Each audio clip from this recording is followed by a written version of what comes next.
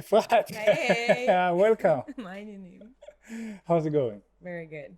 Let's slow down before we speed up. Who are you? Other than the girl who can make anyone buy strawberries. And I'm not even a salesperson, right?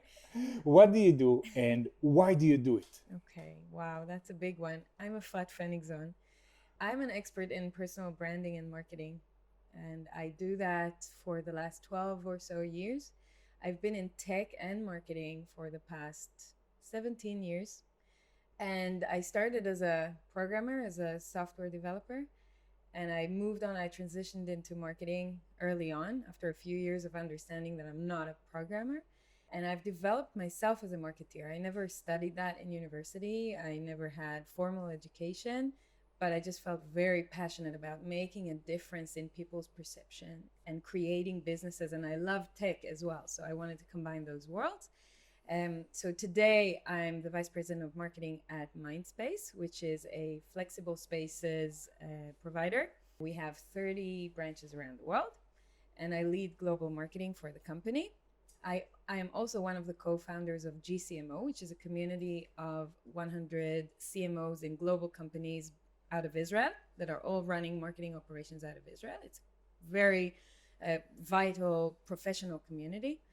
I also have a podcast and video cast called Market Shift about marketing and strategy in Hebrew that I record here in Google in Tel Aviv with a partner, with Eliav Alaluf.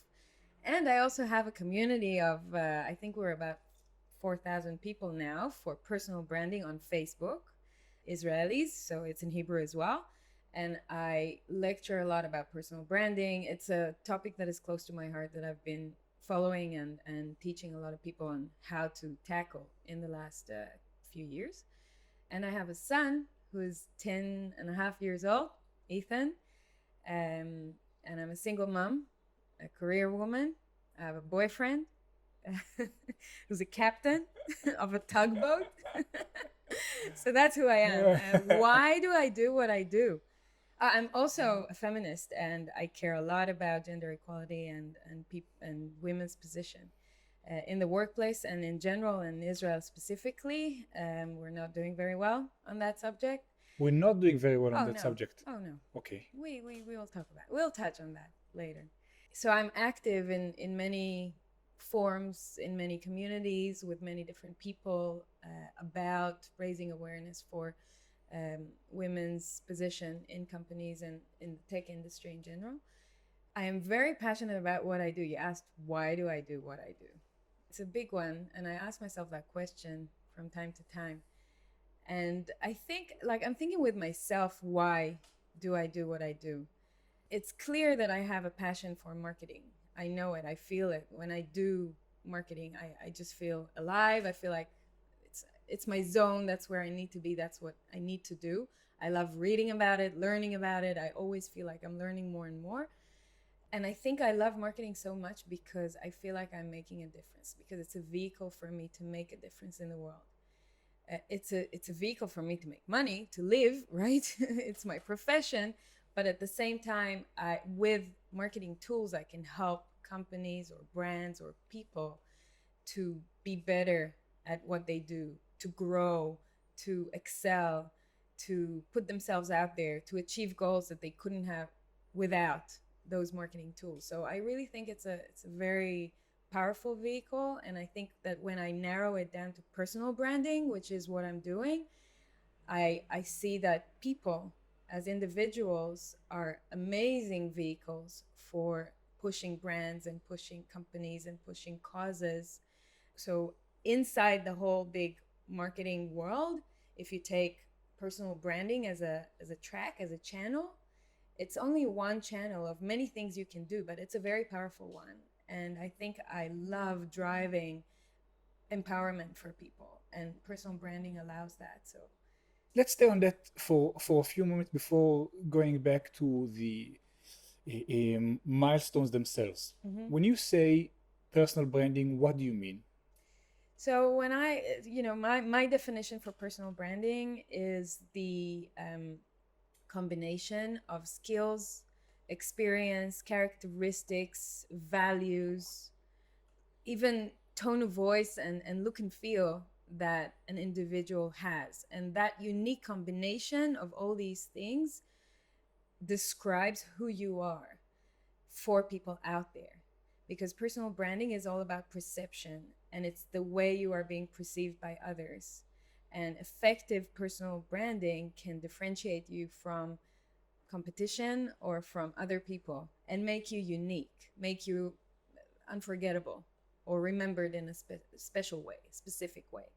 But it's that unique thing that is very tangible and is it's well reflected with you, with your name. When someone says your name, they think of that, right? If I would tell you now to close your eyes for 10 seconds and think of 3 words, imagine 3 words to describe me, because you know me a little bit, you will think of a few words, you will have something in your head.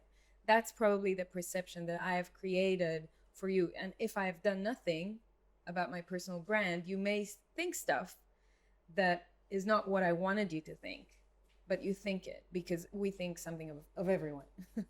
Easy exercise. If I had to close my eyes and think of you, the first 3 things that came to mind was lively, vocal, and relentless. In my values and characteristics, yeah, completely. I say relentless, I say passionate. Yeah, it's the same. If I had to say a fourth one, I would say probably bold or brave. And if you, that's great. And if you had to describe the areas that I excel in, my areas of expertise, what would be those areas? The areas of expertise, I know your work, so Okay. I'll try and kind of ignore what I know. If I'm to look from the outside in, I would say it's about creating a splash. So creating a splash, handling attention, which is different to creating a splash. One is to create noise, and the other is to manage it. To manage it, to harness it. And I would say bring people together around a topic, around a cause. Yeah, I say those things about myself too. And so this is quite accurate, and that shows that the work I do with my personal brand is quite powerful, because people think of me what I would like them to think of me. So that's pretty hard to achieve. It's very hard to achieve. And I was about to ask, do you have a calendar block? Tuesday, 2 p.m., 4 p.m., personal branding? Not anymore, no. I used to when I just started doing it. I regarded that as an exercise, as something that I just have to do like I do other things. Like I go to the gym, I now have to devote 1 hour of my week to do some personal branding, and I had some exercises for myself that I put down on my calendar, and I would be quite disciplined in doing that once a week or twice a week. What are some exercises? For example, I would work on my digital assets, what they look like, how they describe me, what am I writing about myself, how do I come across, what kind of photos I have, what visual representation do I have. So many things. I can give you a very long list. So you are very conscious of it. So your personal brand was not a byproduct of your work. It was an intentional part of it. For me, yeah. For many other people who are known or at least in their community, it comes because either they were famous entrepreneurs, or they made a lot of money, or they made an exit, but it's not whatever. For me, I wouldn't say it's a brand. It's more of a reputation. Like, this is what you're known for as a professional. This is a milestone you've achieved, and you're saying it's something deeper. It's a feeling of I know you, or I know what you're about. That's right. But I think that the difference between good PR and personal branding, because anyone can do PR. Like, if you have the means and you decide that what you want is to build your reputation, you can hire a communications consultant, for example, and put your money on PR and say, I want to now make myself famous or known for something and build my reputation. You can do that. But the difference between that and a personal brand is when you build a brand, you want people to relate to you and to connect to you and your values and what you stand for and your agendas. And for that to happen, you have to open up. You have to share, you have to show who you are, you have to show your different colors, you have to show the different things you do, the results you get. If it's all like a PR machine, then yeah, you can create that persona, that reputation that you're looking for, but it will be very specific. It will be very like sterile and inauthentic in a way. and people know that very well from politicians or celebrities. It happens every day, which is fine. Coaches and authors have these really polished websites and landing pages that are very not humble. Yeah, and it's fine because it depends what you do it for and why. Maybe it's part of your profession and you need that, which is okay. I think that it's just way more powerful to decide that you are going to put yourself out there to have people connect with you, follow you, and listen to you, and be generous at the same time. Open yourself up so they can get something from you. You give them value. You don't just show yourself. What's the potential downside of a personal brand? Exposure. It's not always easy.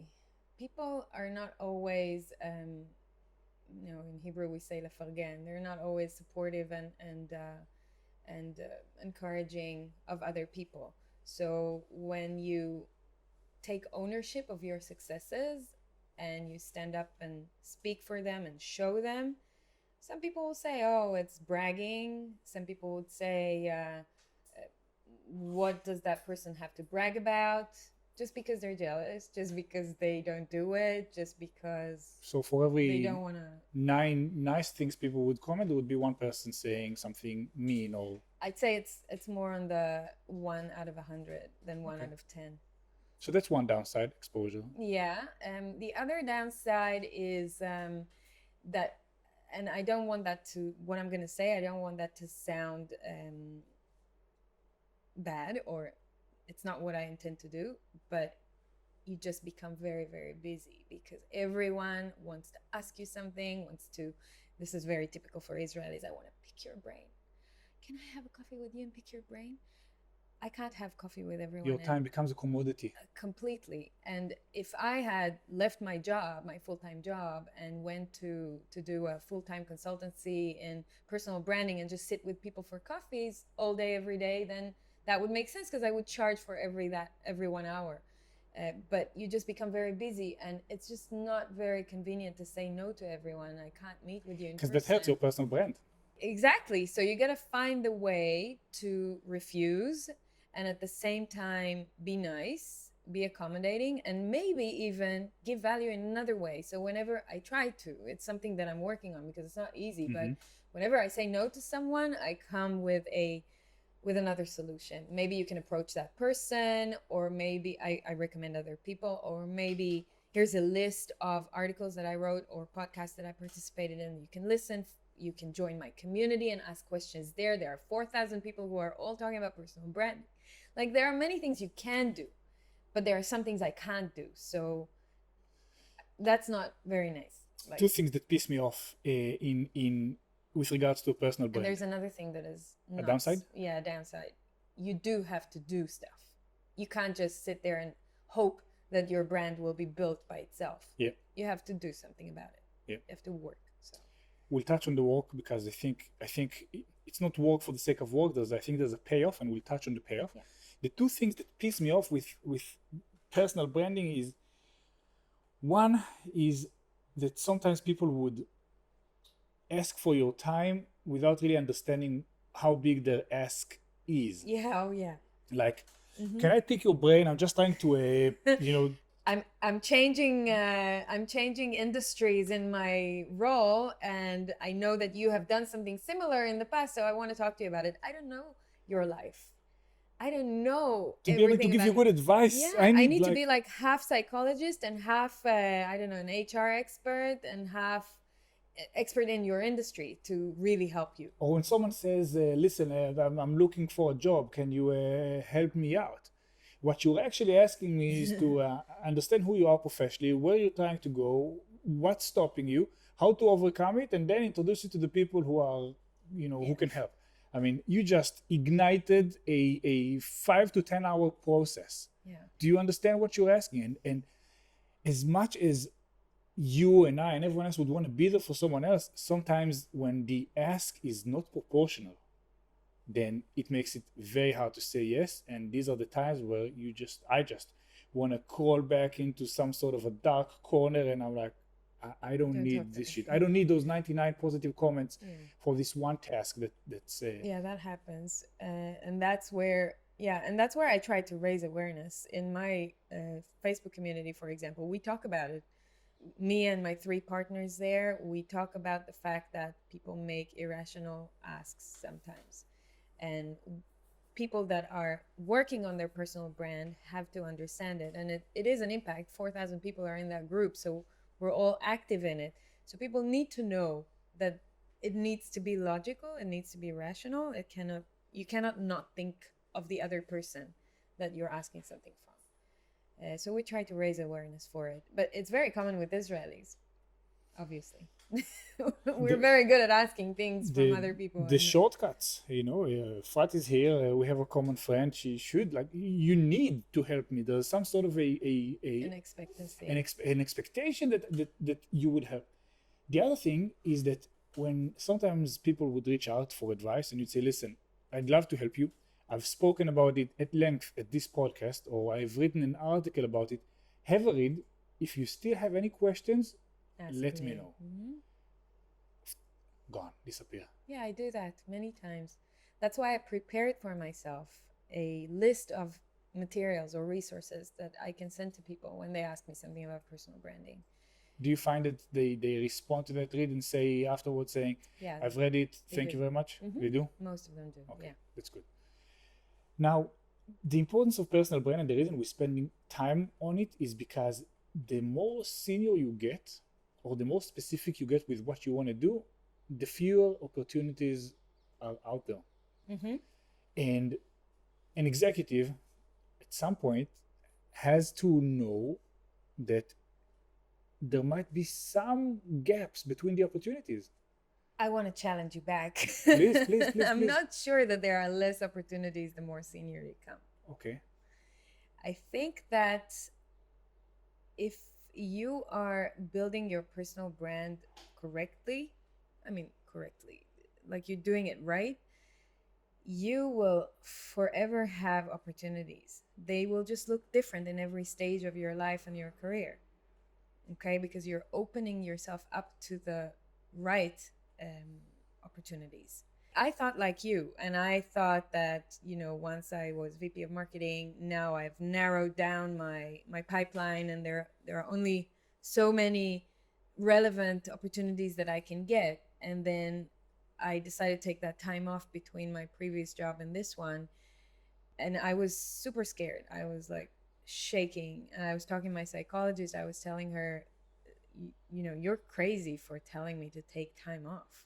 Like, there are not so many opportunities for me. I need to work to get the next one. And she said, hey, you forget who you are and what kind of power you have and what kind of brand you've built. I'm here to remind you, because this is what you do. And you tell me that every week when you come here, but you can stop. Like, this is for you. This is fine. You can stop now and rest and do whatever can I say fuck? You can say whatever the fuck you want. And I was scared that, opportunities are not going to come, or I'm going to waste my time and not work at getting them. And I let it go. Like, I do what she tells me to do. That's a good advice, to just listen to your psychologist. And I took my time, and I was not panicked. I was not rushed. I did what I wanted to do. I traveled. I did fun stuff. I took care of myself, of my son, of my boyfriend, whatever. And things just started coming, and they started coming and started coming. Some of the opportunities that came were not relevant for me. And I had the luxury of saying no, but because I was not pressured, because I was not stressed, I could really take a good look at everything that came and narrow down for myself, refine it even more, what I am interested in, what I'm not interested in, and go through that process until the right thing came in. But it just kept on flowing, because I was continually in action, putting myself out there, continuing to share myself, continuing to build my brand, did what I believe in. I have a few agendas that I'm working towards, and I'm continuing to advance them all the time. So I was out there. And as a result of that, people kept remembering me, seeing me, offering me stuff. Was it weird for you to be not associated with a company and not be Efrat from XYZ, just be Efrat and stand on a stage and Yeah, I speak? think naturally it was because I was a full-time employee for 16 years. No, less than 2. There were 2 years that I was independent. So 14 years I was working as a full-time employee. So it was very weird. Um, but what I started doing a few years ago is understanding, and this is a concept in the whole world of work that I think people are starting to now understand, that you're not just a full-time employee. I mean, most people are full-time employees or they're independent. There are not many people who do both. And there's this new species of people who is doing both. You are a full-time employee and you have something from the side, and you have your own business, or you have your own community, or you have your own initiative, whatever it is, cause, and you advance both, or maybe more than 2 things, 3 things, but you take them all seriously and you build them throughout time. And so when you go to your next interview, your next workplace, you say that. You don't hide it. It's part of who you are. I have this, I have that. This is who I am. This is the package. Do you want the package? It includes all of that, right? And that's a different type of employee, a different type of worker for the workforce. One that doesn't hide, their life from their employer, from their workplace. One that brings everything in. And I think that creates a lot more diversity in people and in talent, and you get people that are a lot more interesting to your workplace and that can help. One of the misconceptions around that, especially in startup world where people require super high engagement and high commitment, is that doing something on the side takes away from your day job, makes you less engaged. And I can't think of a bigger mistake. I know, I agree with you. I think it's a big mistake, and it's very hard to convince your bosses that that's the right thing for you and for the company. What I advocate for and what I believe in is that you need to convince just by showing. The moment you start bringing in your other initiatives, whatever they are, into your workplace and show your workplace that it is benefiting the company or the brand, whatever it is, then they want that. They want you to continue engaging in that. If they see that as a result of you having a community of like-minded CMOs, you become better as a CMO, or you went for an educational session about X and Y and you came back knowing it and now implementing it in the company, wonderful. It's a little bit like that old-fashioned world of HR, of training in HR that we know. You would send your employee out for training, he will be better at what he does, he will come back and then implement it in the company. So let's look at it like that, right? Your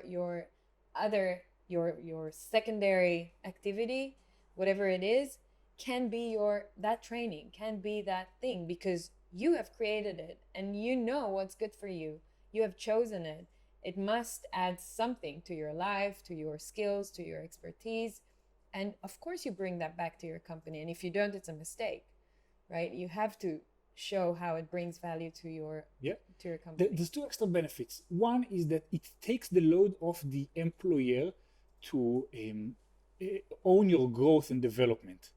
I don't need you to handhold me as I progress professionally. I look after my own business.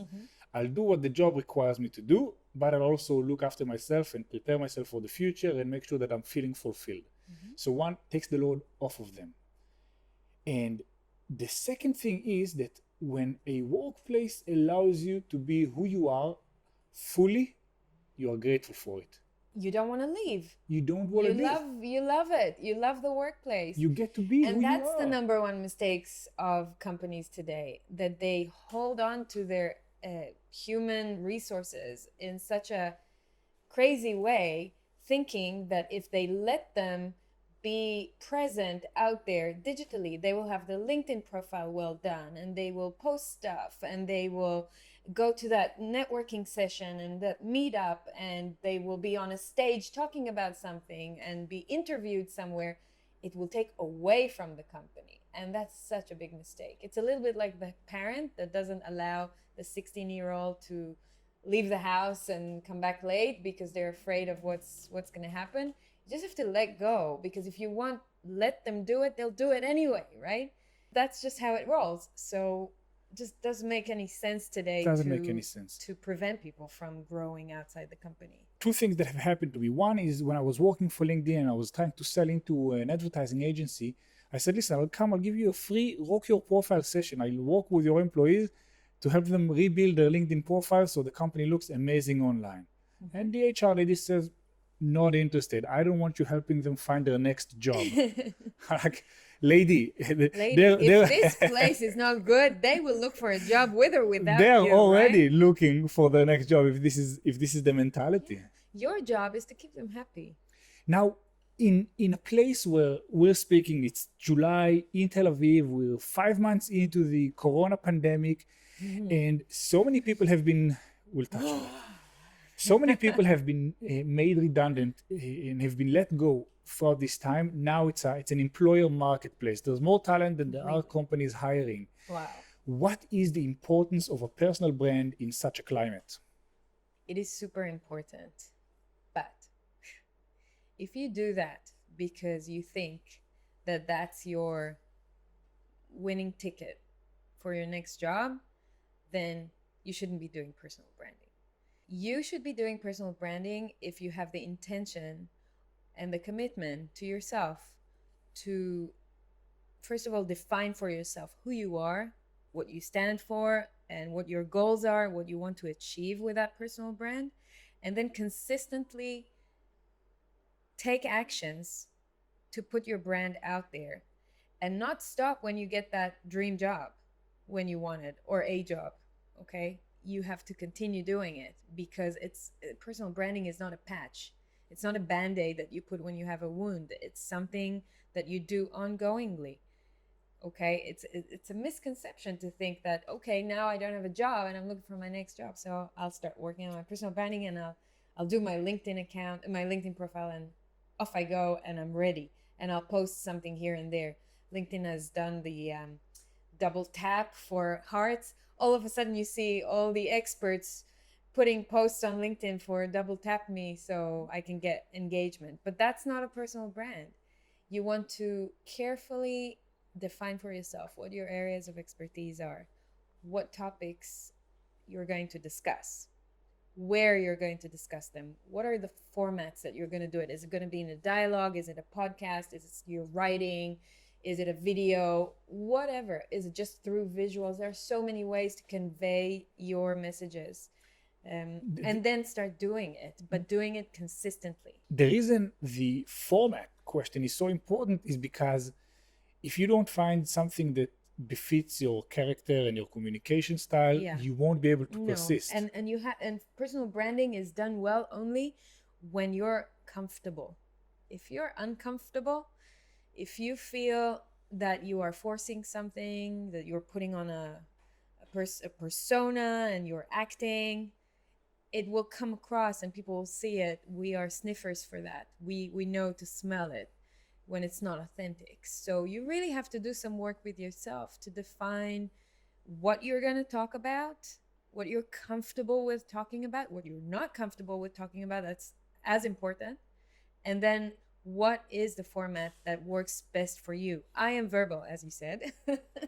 And so I choose that format. Dialogue and verbally works so much better for me than writing, for example. And if I do write, if you take a look at my social media posts, they're quite short. I don't write long formats. If I do, it's once every blue moon. So I encourage you to ask yourself the right questions. What kind of content, what kind of format for that content works for me, and stick to it. And it doesn't have to be more than one or two formats that work for you, or topics of interest, one or two. Really, you don't have to start big. With time, you may acquire more, but Start there. I want to give another kind of a nudge of encouragement is that the fact that it's called personal branding doesn't mean that you are automatically know what you need to do.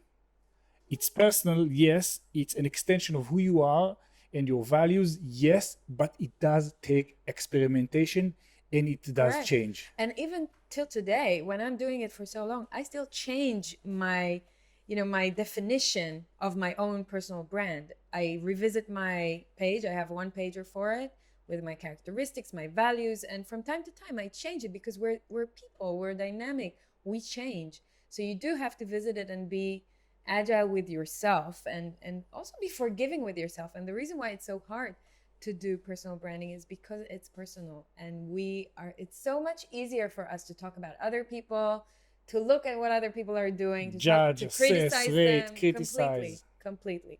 But when it comes to ourselves, it's very, very difficult. And to do that initial work, normally it's very, very hard at the beginning, but then it becomes easier. When you do it one time and you do it well, and you define for yourself what your personal brand is, then you just start talking it and it becomes easier with time. So, but you have to go through that hurdle to talk about yourself.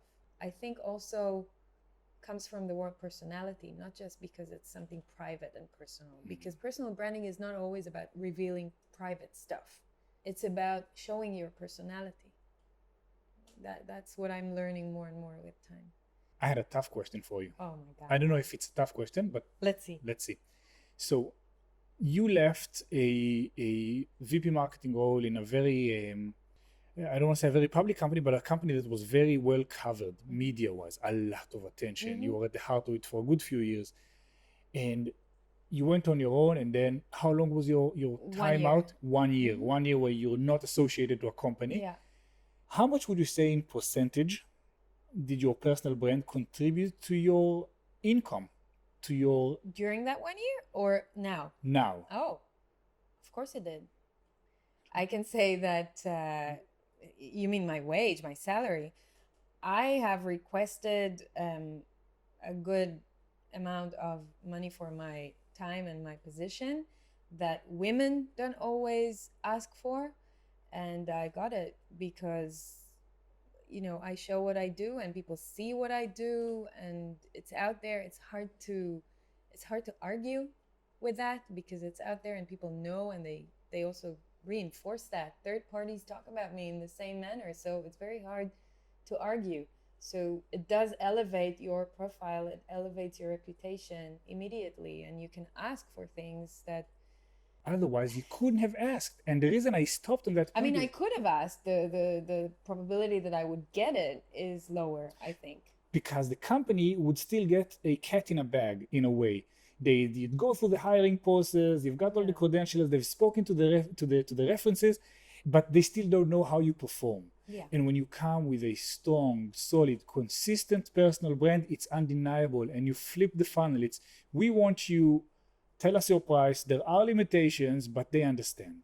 Yeah, and I think that throughout that year that I was not with a company and I was consulting to some companies or taking projects, I met with, I can say, more than 150 people about job offers or project offers or different things regarding employment. And I can say that out of that 150, I had one engagement that was an interview. Out of all those 100 or 150, all the other ones were coffee meetings or discussions or a meeting, not an interview. It's not on that level anymore because they feel they know you, they've heard of you, someone recommended you, they want you. It's flipping the whole process. You're a talent, they want you rather than you chasing it. So for all the cynics out there that think personal branding is a waste of time and it's inauthentic, we've just counted countless reasons to invest the time, to experiment, to find a way. It pays dividends, and it's especially critical in this day and era. And the requested caveat is, it's not a patch. It's not a sprint. It's not a sprint. It's a marathon. And Tal, it has to be authentic. If it's not like your real stuff, And again, it doesn't have to be private. It's what you choose to show, but it has to be authentic. When I speak about marketing, I want to bring my personal opinion about marketing topics. I don't want to bring another textbook quote, okay? So I have to think, I have to show myself. It does require something from me, but it has to be authentic. And I need also to share things that don't work for me from time to time. I don't need to, but I choose to. And whenever I do that, I get so much encouragement and support and love from people that it's amazing. Do you know that people love helping? That's what I discovered, that people love to be helpful. If they see an opportunity to help that doesn't require, as we said before, it doesn't require, it's not a big ask. If it's something small, they want to help. So when you put yourself out there and you say, it's so difficult for me to do this and that, people will offer an advice, they'll offer a connection, they'll offer something, or they'll just say, I'm here if you need me, right? And that's something that happens when you show vulnerability, when you show your true self. And again, doesn't have to be private, can be professional, but we all have hardship, right? This is called nightmares. We all have nightmares in our professional life. It's not everything is easy, and you need to know how to show that too. Did you ever lose your voice? Like, what do you mean? Not knowing how to communicate what you're going through, a time where you couldn't communicate? Yeah, I don't always know straight away how to communicate what I want. Sometimes I wait, I let it sit with me, I sleep on it. I am a person that likes to digest things, so I don't run off to share everything I do. And when the time's right, it comes out, and I trust myself. But I do have a system of not forgetting. And when I do something that is related to my personal brand or my professional life that I think will contribute to my personal brand, I log it. I write it down. I have a Google Doc that I just put there everything that I do towards my brand. Can you put it as a template for others to have to take your own personal brand? It's available on my LinkedIn profile, and I can share it. No, seriously. Yeah. In every talk I give, I show that document. I give that link to people. Seriously? Because I was joking. No, but it's the best, easiest tool ever. I record all my stuff from 2015, since we met till today. Yeah, so I have 9 or 10 pages of stuff.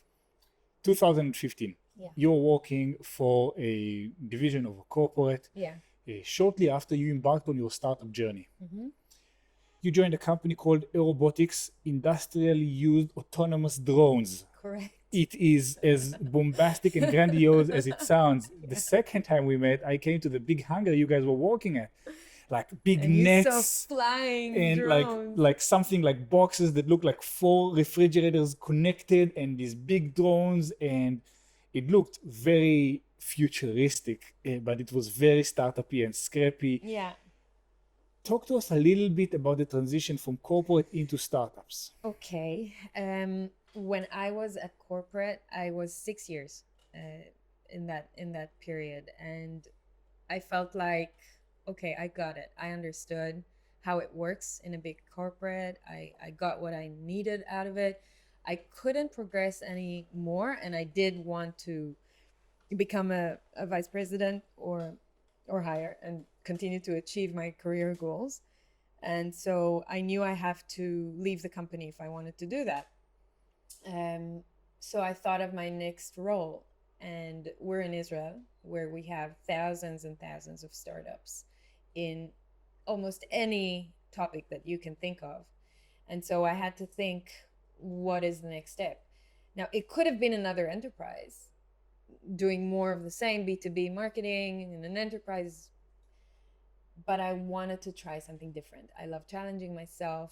I love learning new things. And for me to broaden my portfolio with a startup was very important. So I decided it's going to be a startup. I didn't know exactly which areas my startup would be in, but I knew it's not going to be cyber, it's not going to be fintech, it's not going to be gaming. So I ruled out everything I didn't like, and I kept open for everything else. I reached out to a few headhunters. I continued working on my personal brand all the time. So they had known me. I had a lot of connections in the industry. I was volunteering for 2 years in a marketing association as well. So I had a lot of connections. That was on top of my job. So I leveraged all that to, get opportunities for my next role. And startup positions started coming. And some of them were too small, not well funded yet, areas that I didn't connect to, technologies that I didn't really like. I wanted something that will excite me. I didn't know to say exactly what, but I wanted to feel that excitement, because I know that when I am passionate about something, I can, market it from here till From Norway, here till Norway, to all the places that you ended up marketing to. Exactly, Australia, New Zealand. Arizona, completely, exactly. And so I waited, and I said many no's, and I went to some interviews, and I met up with people, and I looked at many offers. And then this headhunter came with this stealth mode startup called Airobotics, and I listened to what she had to say, not much. And then I spoke to them on the phone, and the next day I went for an interview. Who did you speak with on the first call? With the vice president of business development. Okay. And we set a time to meet the next day, and I went there and I met with Ran, the CEO and co-founder, and with Yael. The next day. This is Israel. This is startup. This is Israel. I was talking to him at 9 p.m. on a Wednesday, and on Thursday morning I was there. And we had the meeting, and they showed me their competitor analysis and the market and the product. And we talked about what they had done so far and where they're at. And they're in stealth mode, and no one knows about them. And I saw the drones that you were describing, and I saw the hangar, and I saw the people, Ran and Yael and everyone else, young people, very enthusiastic, very cool. Like, we spoke the same language straight away. They came to do work. These are hustlers, 100%. They know what they're doing. And I looked at everything. I looked around me. I looked at the competitive analysis and all the other drone companies in the market, and where where Airobotics was positioned at the time. And I said, this is mine. I need to be the person that takes all this fun stuff and builds it, wraps it up, and takes it out. I'm going to be the one to reveal that company. And 5 days later, I was in. So wow. We signed a contract, and I was in. Negotiations a little bit. Options. I never had options before. I didn't know what they are. And I had friends who were entrepreneurs, so they helped me. My previous CEO from the previous company, he was an entrepreneur, so he gave me a lesson about options and what do I need to ask for, what are stocks, and all that stuff. That's it. I was in. And then I had 7 weeks to launch the company. When you say launch the company, from stealth mode, happening in a hangar in one of the Petah Tikva, one of the least sexiest urban areas, unforgettable cities. Where would you go to have lunch there? It was in the office. We had catering in the office. We didn't go anywhere. No. I remember I took a taxi to meet you there, and I was going in rounds. I'm like, am I at the right place? Like, there is absolutely nothing here. Yeah, it's an industrial zone. So when you say 7 weeks to launch, what does a startup launch look like? It's a big answer, but essentially just imagine that they had nothing marketing wise. There was no website. Let's start with at the beginning. There was no messaging. They were so scrappy. They were alive for only 1.5 years before I came. And they had 2 first customers as beta customers in Israel. And they were ready to go out. And they had just finished raising $28 million in their round B in stealth, this is pretty great for those who understand, startups.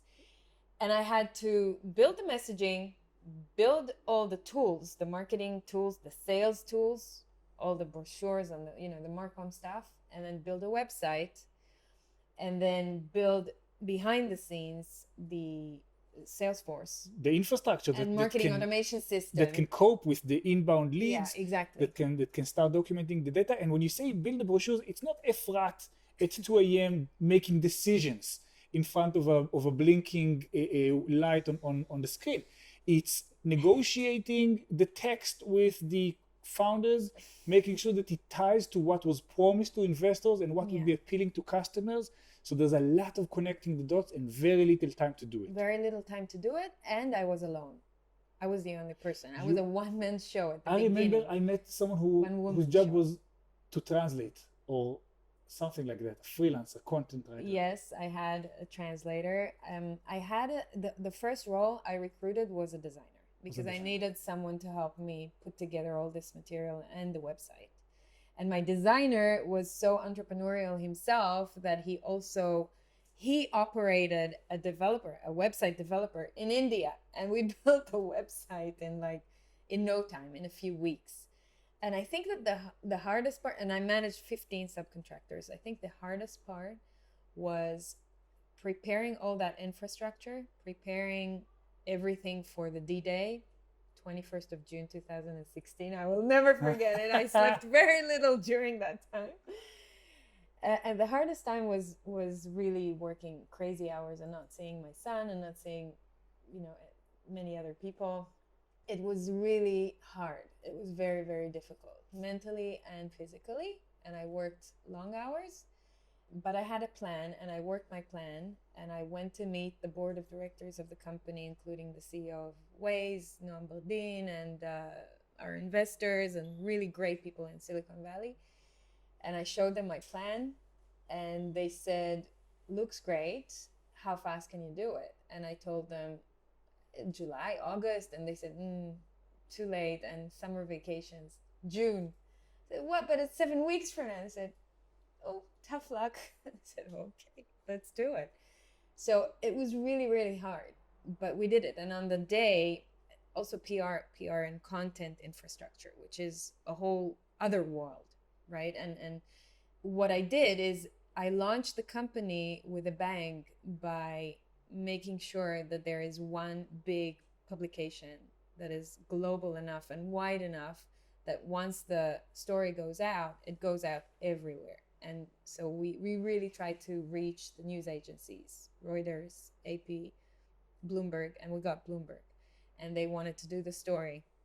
They have people here in Israel. So they came and they did the story, they interviewed, they brought their photographers and took photos, and we gave them an exclusive. And on the day we launched the story, and everything was ready to be switched on the moment the story goes out, the moment the story breaks. And because Bloomberg is a news agency, once it goes out on the Bloomberg.com, it goes out to thousands of publications around the world in different countries through the Bloomberg agency. And that's what happened. Before we knew it, like less than 24 hours after we launched, we were huge in Japan. And we didn't even aim for Japan, but it was picked up so well, and because Japanese love the gadgets and the robotic stuff, and it's so robotic. Hardware, innovation, autonomous. So huge, like action on Twitter in Japanese on Airobotics. I didn't know what to do with it. What am I going to do with all that traffic from Japan? And those tweets, and they started creating videos for me. They took whatever material I put out there, and they started scrapping and putting videos. People that were fans. And it started like that. And with time, it continued, and Airobotics gained a lot of attention. And as you said, it's one thing to get attention, it's another thing to manage it. So how was your inbox looking like? Yeah, it was crazy at the beginning. It was crazy. We had hundreds of leads, but most of it was just people that were excited and fans, general fans, and not our target market. So that's when you're a startup, you have to focus and you have to go to market in specific industries and verticals, and you do that. And the target and that market, was mining. The target market was very specific. Very. Mining. Companies who need to use super advanced machinery in order to understand their inventory, their security, their perimeters, large scale, huge businesses. How many of them are there? Maybe hundreds. No, thousands. Thousands? Yeah, because there are big ones and small ones. You know of the bigger ones. You know of the oil and gas and the mining ones, the BHPs of the world, Rio Tintos, the really big ones. You know of Chevron and Shell and all the big oil and gas companies. But there are many, many smaller ones that have mines around the world. But we did our research and we decided that the right place to go is Australia. They decided that before I even came, and my role was to open the market. And so that's what I did. Another unique part of the Airobotics story is the fact that the guys, it's not unique in its own right, but it's unique in the podcast context, is that the guys who started the company are army mates. Friends, yeah. From the army days. They served together in a special unit, and afterwards one of them had an idea, brought the other one, who brought the other one, and these guys they know each other intimately. Yeah. And it's such a close-knit group. They communicate almost automatically, and also in a very specific Israeli, brief, machoistic way. Not necessarily bad, it's very effective, but from someone who is new to the company, new to the industry, who is a female without that legacy of time in the military together, how did you manage to kind of assimilate yourself into the company? It was not easy. They are great people. So I was very lucky to work with them. And I can say that Ran is a visionary in everything he does, also with the company and the people that work in the company. So he, despite the fact that he had this close group of friends, he wanted to bring someone who's an expert in what they do. And so he brought me in, and he was determined to make me part of that group, right? To blend me in and to make me work well with everyone else. And they did. They became my friends, and we worked together. We did have our clashes, and it wasn't easy to be the only female in a room full of testosterone. I must say that. And they know that. And that was a big room, and it was full. Yeah, we had our arguments, we had our clashes, but I'm not someone who shuts up very quickly, right? So I stand up for myself. I had some moments that were super hard that I think there were at least 3 times, and Ram knows that I said, okay, I'm not coming back here tomorrow morning. That's it. I've had enough. I'm gonna quit.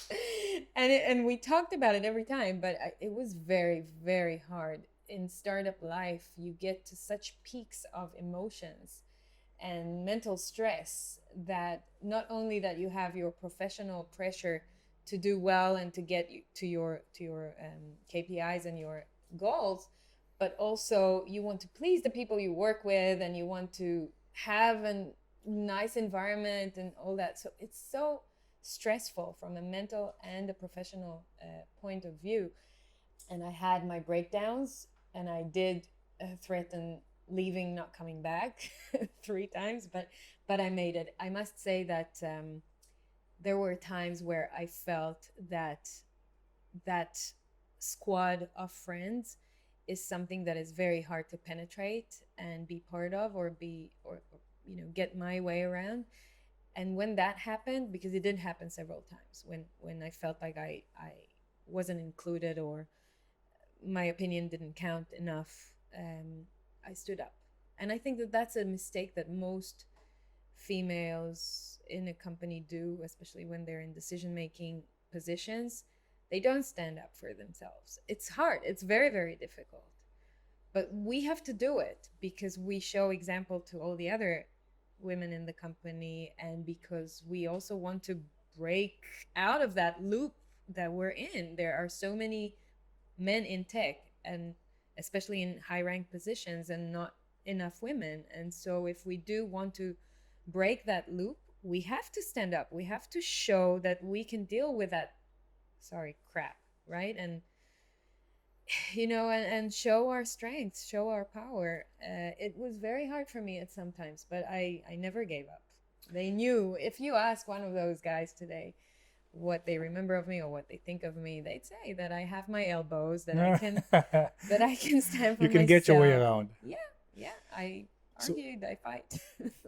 Ran was smart in the sense that he knew what he doesn't know, and he hired a professional to help. Mm-hmm. He also realized that the team needs diversity, and it needs another perspective than the ones of his army mates. Fair enough. But the fact that he hired you in is not enough of a buy-in. Were you... A buy-in for what? For to get your point across within the company. So you were hired by VP of Business Development, said yes, CEO said yes, but then there's another 17 dudes, engineer, product people, whatever, that needs convincing that you are the right person for the role, and they don't know marketing. Yeah, but that happens in every company. You know why? Because people think they know marketing even when they don't. Marketing is something that everyone thinks they know because it's out there. Because they have an opinion. They have an opinion, and it's so similar to real life that they look at it's visible also. They look at what you do. They go, I like it, I don't like it. It shouldn't be that way, it should be that way. But they have no professional experience. They just judge it and criticize it according to their personal opinion, not because they're equipped to do it.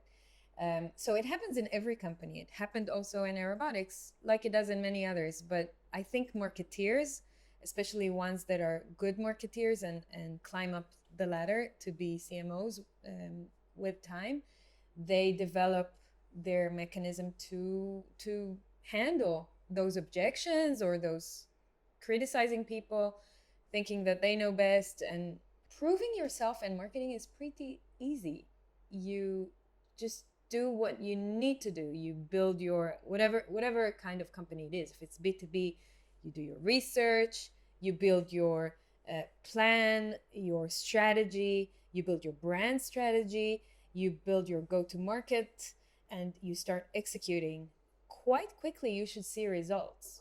It's marketing. That's what it's supposed to do. It's supposed to drive sales. You optimize based on the reception of your position, your product. And I mean, I think that the more junior you are, your measurements are more specific and how would I say it? They're specific and they're less significant. You measure how many how much engagement you got, how much clicks you got, what's the conversion.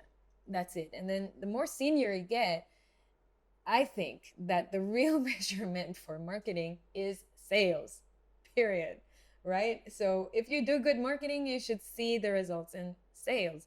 And you're able to look at it from a zoomed out point of view, not really in the likes and the shares, but in what's the impact on the revenue, what's the pipeline looking like, how many deals do we have in there, what's the probability, are the leads qualified enough, yes or not, let's drive more. Because when you're at that level of seniority, your success is not how well I did my job, is how well the company is doing. Exactly. I care that the company will drive business and drive growth. I don't care so much that my team will hit the KPI of the funnel. So the one broad stroke advice to anyone anywhere would be understand how to make the company win and what's your part in making the company win. Exactly. It can be as small or as big as as the scope of your role allows, but this would be the one thing. Now, I don't know if you know, but we're already over an hour in to our conversation. And we haven't spoken about many things that we wanted to. And we're only like halfway through the list of topics. So allow me, please, to fast forward into your current gig. Mindspace is a co-working space. It's an Israeli company, expanded quite rapidly. And you walked into the shoes of the VP Marketing when? 7 months ago. 7 months ago. January 2020. 2 months before Corona started. When you took the role, you probably had to present a plan for how you're gonna grow the brand, how you're gonna scale, create differentiation in a saturated marketplace. I grow my team. And the plan was to grow from 10 people to 15 people. I shrank from 10 to 5. Okay. Let's start with that. It's startup nightmares. Let's start with that nightmare. It's very hard to go into a new position. And the first significant, that's for me, it's the most significant thing I had to do is to let go of people. And to keep a team. I need to keep something there so that we can continue working and building something in the future. I don't even know how to start unpacking this, but how quickly into your role with Mindspace did you understand that Corona is happening? I think I was in denial because on the 6th of March, I still flew to Amsterdam. 6th of March. It's like on the No, 13th. 5th of March, I flew to Amsterdam for 2 days because there was an International Women's Day event that we held in Amsterdam, and I participated in it, and I wasn't going to miss it because I'm all about women. So when you came back, it was like days before quarantine Yeah, and and full then I lockdown. came back, and the day after I had my 40th birthday, the 7th of March, and then the 8th of March, we went into lockdown, more or less. It was already shutting down. People were It already was starting to stockpiling shut down. on Yeah, toilet paper and all sorts of other odd exactly. stress So behaviors. I think I was in denial, but then after my birthday, it was kind of collapsing on me because I was seeing growth and plans and all that stuff. And my birthday, I'm 40 years old. Now I have to party and all that. And it started to just die down very quickly. And so I had to deal with, halting a lot of the work we did, letting go of some suppliers and subcontractors, sending people to furlough, and then continue working with my team that was left there. It sounds very sad. And then being at home, and we're an office space company selling offices during Corona time. It's not ideal, right? So this is our time to cry during the episode. Like when I let me But I'm reflect. not crying because it's all good. Let's reflect the situation. 2 months into the role, you have a plan, you start executing it, you've just finished all the one-to-ones you had to do to understand where you work. You are okay, this is where my plan is going to work, this is where I'm going to need to do some adjustments. You have your resources all rallied up. Yeah. And I got my budget. the budget. Yeah. And that's it. Like you are ready to go. And then before you can establish your leadership and your credibility and start delivering and building trust, you have to pivot drastically as a company. You have to let people go. You have to re-engage with the team that was left, and you have to do it in suboptimal conditions because you're restricted to video conferencing and phones. What do you do? Like what? So I think the first 2 weeks, what I did was being shocked and allowing myself to be shocked. I knew that I am going down. Like I knew that I'm not doing well, and that I'm really being hit by what just happened. And I let it happen because one of the things I've learned is not to resist what's happening to me. So I let it happen. And then by the end of these 2 weeks, I physically, literally broke down on my, toilet floor. I remember breaking Glorious. down, like really fell down. Yeah, it is a start of nightmares. Are we in the right place? I broke down. I cried really tears. Like I cried for a long time because I felt like I have no fucking clue what's going to happen. What is this? This is super hard. And people are leaving everywhere, like around me. My plan is long gone. And this does not look anything like what I signed up for, right? This is like completely different than what I had imagined and wanted.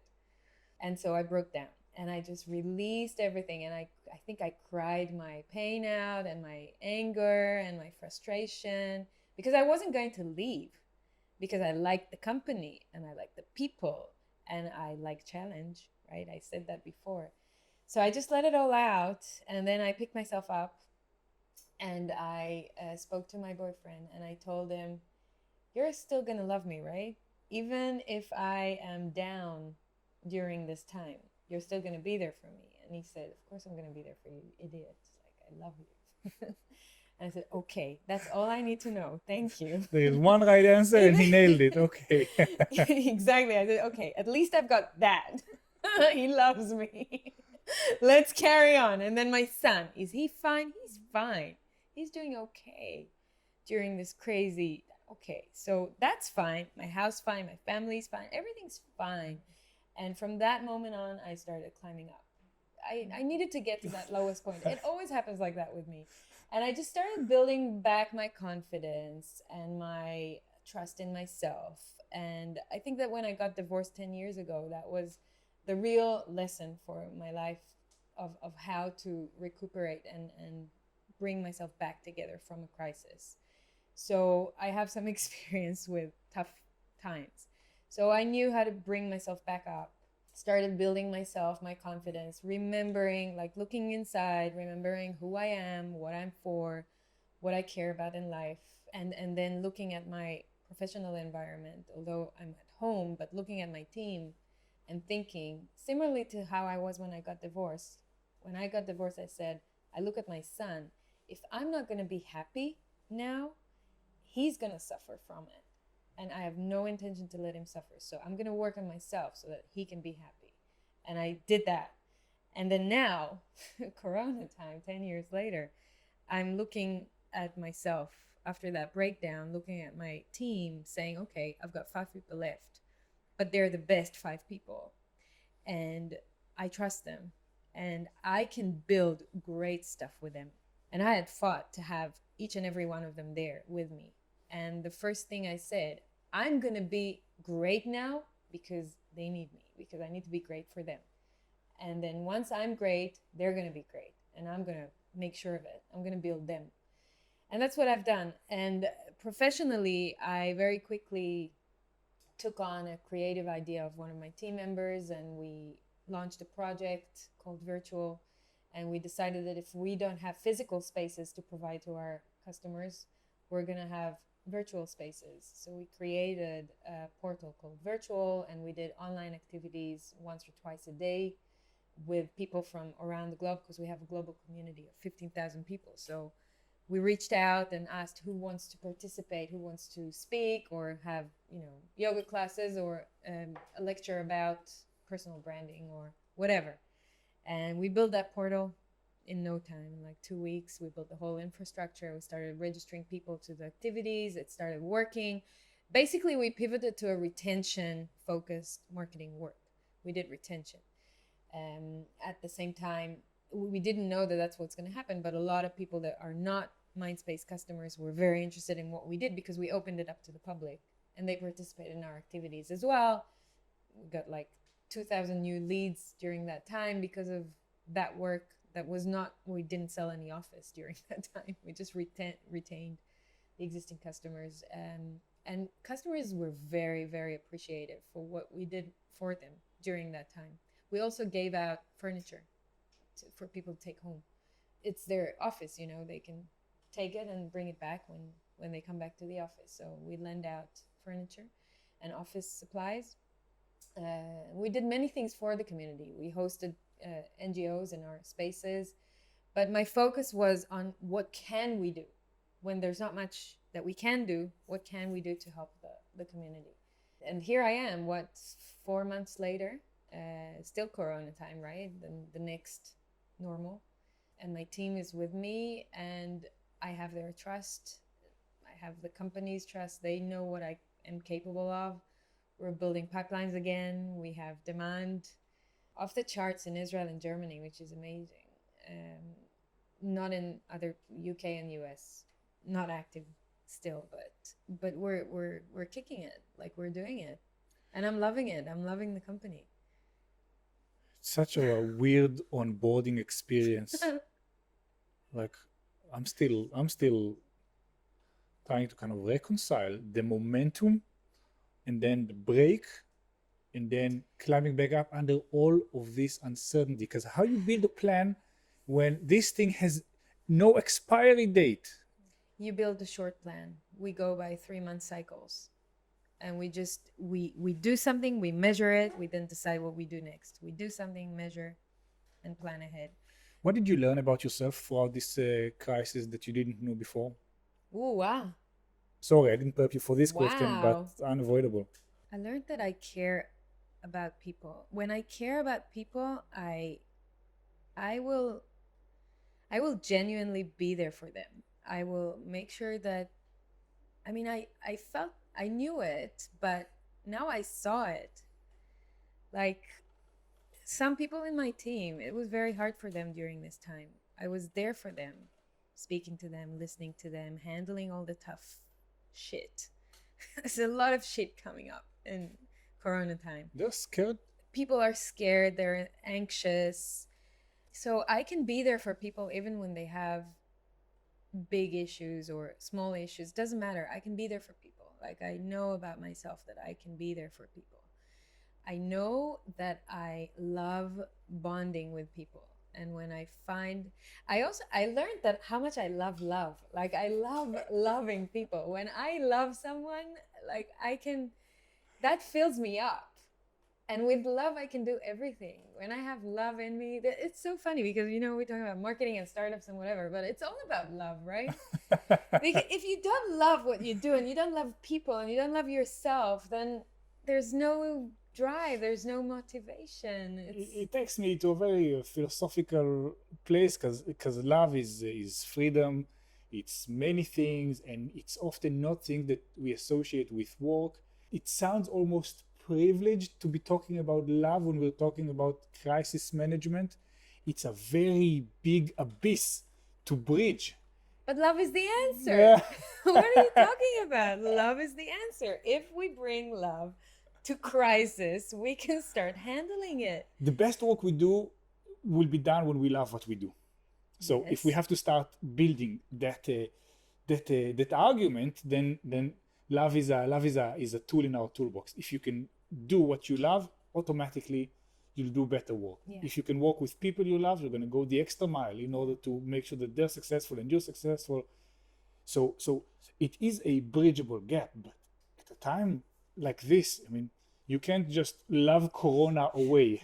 You can't just fill spaces with You're love. right. Yeah, of But course. it's, I think, the oxygen that we need to keep going throughout this Yeah, time. it's the context. It's the context. But then what else do you need during crisis to do well and to manage? I think you need to be very goal-oriented, focused, work in short cycles. You have to be a great communicator. I know everyone's saying it now. It's a bit of a cliche, but if you can't articulate your thoughts well and your concerns, your problems, your challenges, and get to resolutions, you will not handle remote work so well unless you are an introvert and you work with your computer and that's it. But if you have a team and you rely on other people to get results, or you rely on other departments in the company to get results, you have to be a great communicator and you have to work on those skills. And you have to not be shy from speaking up and standing up for yourself. I want to add to the communicator piece 2 pillars. One is to be a good communicator, you need to be a great listener. Yeah. Oh yeah. This is just the way it is, and it's especially hard when so much of the contextual, spontaneous communication has been taken away. As in, you don't get to see people in the office, how they come in, when they come in, how are they like, what are they like when they're on the phone speaking to other people. So you have to listen in a different way. And the other part, if you are struggling with communication or you're not sure you're going about it the right way, optimize for transparency. Optimize for transparency? What do you mean by that? If I feel that I'm not articulate in explaining what I'm going through because I'm going through something drastic and very hectic, I can say, this is what I'm going through, something hectic and drastic. I might be clearer or easier to understand tomorrow, but today this is where we're at and we're going to work to fix that, to add clarity, to have some structure, to explain where we're going with this. Yes, you have to be, I think that those are traits of a good manager. A good employee as well, but as a manager, it's super important that you are transparent with your employees, with your peers, with your boss. And I think trust is a key word, especially when you work remotely. You have to trust people that they do what they need to do, that they don't, fool you or do stuff behind your back, but really are devoted and committed to the workplace. You have to build that trust with them. And trust is all a matter of showing value. If you show value to someone else, you build trust with them. 2 things I would like us to finish with. One is to hand the ball back to you and ask if there's something we haven't covered that you feel is critical and important for us to cover. And the other one, I'm going to keep it a surprise. Okay, so yes, the answer is yes. We haven't spoken enough, I think, about gender equality. I mean, we touched on it, but I think we're in a pivotal day today. 2 days ago, our Prime Minister has compared women in Israel to traffic lights when a minister. You haven't heard about it? Where do you live, Tal? I'm doing this. Okay, so there's a Corona committee in the government, right? Okay. And there were 10 ministers that were elected to be in that committee to make decisions about Corona. 10 male ministers, of course. So one of the female ministers asked the prime minister, why are there no female ministers in the committee? And he said, I also ask myself sometimes, why is there a red traffic light at night when I drive through? Right? So he said No. that. Yeah, he did. You didn't hear about it. No. You're in the state of Israel. Come on. So he said that, and me and a friend of mine had contacted me straight away because we're both like advocates for these things. A year and a half ago, we had a petition when Angela Merkel was in Israel, and there was an innovation and entrepreneurship summit with 30 males, not even one entrepreneur female in the room. And Angela Merkel was there with them. They took a photo with her in the middle, and she remarked about it. And she said to Bibi was there, how come there are no females in the room? And he laughed it off. And she said, it would be nice if next time there would be a woman entrepreneur as well. And so we took the opportunity and we did a whole petition about it. And we took a corrected photo 5 days later at Kikar Rabin, at Rabin Square, and also in 7 other cities around the world for Israeli entrepreneurs that are there in Silicon Valley, in Canada, in Berlin, in London. So we did like a whole campaign around it, and it was covered by global media and all the Israeli media, of course. And it was called With Merkel, that campaign. And so now that happened, we came up with a hashtag very quickly. Gam ani ramzor adom. I'm also a red traffic light. This explains all the LinkedIn profile changes. Yes. I saw Not LinkedIn, that. Facebook. It's on Facebook? Yeah, it's on Facebook. I saw those little. Yeah, hashtag Gam ani ramzor adom. Tonight at the petitions next to the Prime Minister's house, women actually now at 7 p.m. they're going to take an epic photo of all women dressed up in red, with the media being there covering it with a hashtag. So I think that it starts like the fish stinks from the head. It starts there. Our prime minister has no respect for women and doesn't think that they should have a seat in the table. And that what happens in workplaces too, unfortunately. We see that in the tech industry. We see that in other places. There are not enough women in boards of directors. You see a lot of very male-oriented boards of directors. A lot of the CEOs of startups are males, entrepreneurs. I'm sure you'll be and the money allocated to female-led companies is a portion of the money that male entrepreneurs get. And it's just so irritating now in 2020 to see that, because we are, as talented, as fast, if not. Look at the results of coronavirus now with female leaders around the world, dealing with coronavirus so much better than male prime ministers or presidents, without naming anyone. But we all know, right? And it's been proved again and again in researches that diverse companies are doing well, diverse boards are doing better, diverse management teams are doing better if there are women in the... I would also argue that we don't need Deloitte or whoever it is to put a research that says diverse workplaces do better. It's a fundamental human issue, not a business case. It just pisses me off so much. And so I think that we need to, if we're talking about startup nightmares, it's a nightmare that startups don't have enough women in their workforce. And I do not accept all those answers or excuses of there are not enough women out there, or there is not enough talent out there that is relevant, or there is not enough speakers around that topic that are females. It's all bullshit. We do have to be active about it. We do have to take specific actions to make it happen, but it starts with us. And if we start educating our daughters to go and do more tech oriented professions when they're young, and then in university we increase awareness, and then in the army, and then in their first jobs, and we open up for women right from the beginning, then the whole system is going to change upside down. We have to make that happen. And if our prime minister doesn't find a seat at the table for a woman, then no board is going to find it for a female board of director, and no university is going to find it for a female student in computer science, which I was, by the way. But we have to do it. So, that's something that I wanted to mention, that I thought we may have not covered enough. Startups have to be more active about it. Like, you have to take actions. If you have questions on what kind of actions to take, I'm happy to talk about that. Like, I'm happy to, not with you right now. If people have questions, because there is an answer for everything. I can give you a list of speakers. I can give you talents. So once the intent is there and you put some deliberate time and effort into balancing the playing field, there are ways to go about it. Of course. Even in recruiting, I don't take, like, I know companies, for example, Genie, a startup here in Rishpon that does food tech.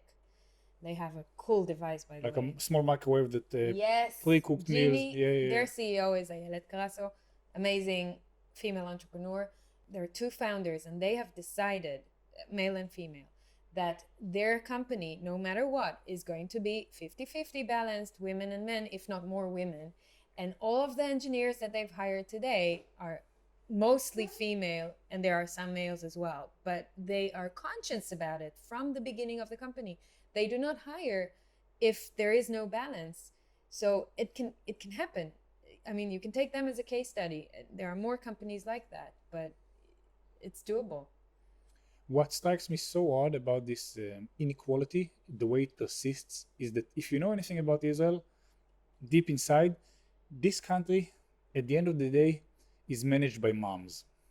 Completely. The most important societal function in this country mothers is mothers. They are the propellant. They are the biggest force. Without them, we are fucked. And I think that's what's important in the protest that we are leading right now. If all women really unite about that and just go, enough is enough, then we can really put a strike to the economy here. And we need to remember that we have very strong power. I also want to add that one of the reasons why I chose Mindspace, for example, after having so many proposals, is because Mindspace has an equal management of 4 women and 4 men. We are 8 people in management, and we have a CFO, a VP of HR, a VP of design, and a CMO, myself, all women and 4 men. And it's quite remarkable to be part of a balanced team. You feel it in the company. Overall, in the company, we have more than 70% women. And you just feel the different energy, the acceptance, the diversity, and things get done pretty well. I mean, females work well. Women work really efficiently. Even when they have kids and they have to go home early, like, they work fucking well. So I encourage that so much. And that's one of the reasons why I chose that company. And people should know that if they want great talent comes to diverse companies, not to any company. Not just because you have a cool toy or gadget or, or software to sell, but really because your values and what you stand for and the way your brand behaves dictates who you are as a founder or as a leader of a company. Thank you for this. Pleasure. Hugely important. It could have been the topic for the episode entirely. I have to admit that when we built the list of guests here, it wasn't easy as we expected it to be, to create a 50-50 balance between men and women. We had to work 2 and 3 times as hard to convince female founders and executives and operators. We have our fears as well. You're right. And it wasn't easy, but every time we successfully book a female guest to the show, it pays dividends, because the ability to speak in resolutions, like high resolution, medium resolution, low resolution, high level, low level, is immense. The introspection they bring with them is huge. And also the communication is done in such a way where I don't feel I have to win in an interview. Debate. Exactly. There's a good, nice, pleasant exchange, even if I'm being challenged. To finish off, do you remember how we didn't meet in South by Southwest? Oh my God! You did the biggest favor. You were so awesome. This is I one of must tell this is that one of my story. favorite moments of my professional life. It's amazing. Speaking about love, this is what triggered this thought. Right?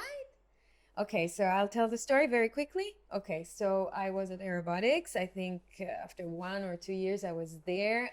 We were booked to go to South by Southwest because we were nominated to win an award there. One of the biggest innovation festivals in the world. Amazing conference that I would have loved to be part of. I was really looking forward for that trip.